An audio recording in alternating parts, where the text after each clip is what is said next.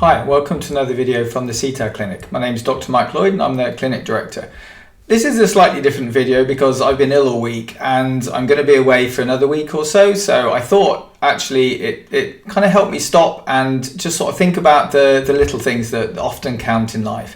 And with dissociation, sometimes those little things come down to the parts, the others, the alters, whatever they might be, the effect that they can have, the impact that they can have, and the needs that they can bring with them as a result of traumatic experience.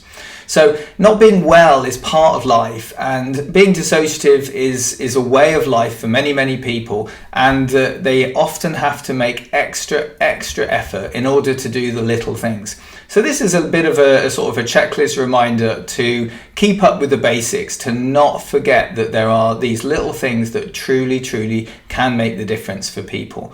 So I thought this would be just a quick reminder just to sort of tide people over when they might be struggling, and to something to go back to, just to sort of remember to do the little things and remember that these things do make a huge amount of difference, not always in the short term but often over a period of time. So this is realistically thinking about the sort of the self and the internal system and the parts, and to work with patience and understanding and kindness. This is often what the sort of the basic approach of compassion is all about. To be kind, to be thoughtful, to have a sense of that things can go wrong and that change can take a long time in order to it to happen. But if we don't take those steps towards change, it rarely happens on its own. So even if it sometimes feels like you're sort of slogging through mud and running to stand still, it over the long term, these changes will make those differences. So even if it does feel like that you're not getting anywhere and that progress is very slow, is to try and be patient and to be understanding.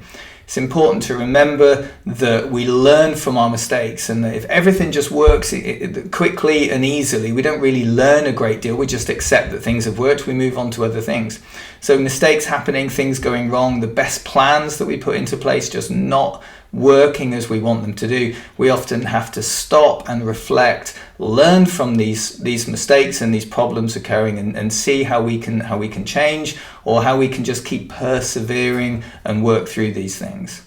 It's important also to not be too critical either of the self or to the internal system, that there are reasons why things get stuck, reasons why things don't work, reasons why there are barriers and obstacles. It doesn't mean that we're useless simply because we can't circumvent those things easily. We have to be thoughtful, we have to be ingenious and creative and flexible in our approaches. Trauma often doesn't allow us to do that. It doesn't give us really that flexibility. It's kind of like a single-minded approach to wellness, that it's about survival and nothing else. But once we're out of that trauma mode, the trauma continues to be an obstacle and a barrier, and we have to be very creative and thoughtful and patient in how we get around that kind of trauma. And it's often about resources. So sometimes we have our own resources, sometimes we need the resources and the support of the people around us. But again, trauma and the way that traumatic experience happens for a lot of dissociative people, especially for people with DID and OSDD, for example, where that sort of extensive childhood trauma has taken place, means asking for help is an incredibly difficult and sometimes a scary or threatening thing to do, or can feel like it's threatening anyway. But it's really important to establish what resources, support that you've got around you, and to be able to ask for help when it's available, when it's appropriate, and when you feel that you need it. To learn to not be afraid to ask for help is a real skill and a technique that's often not just the default process for many people.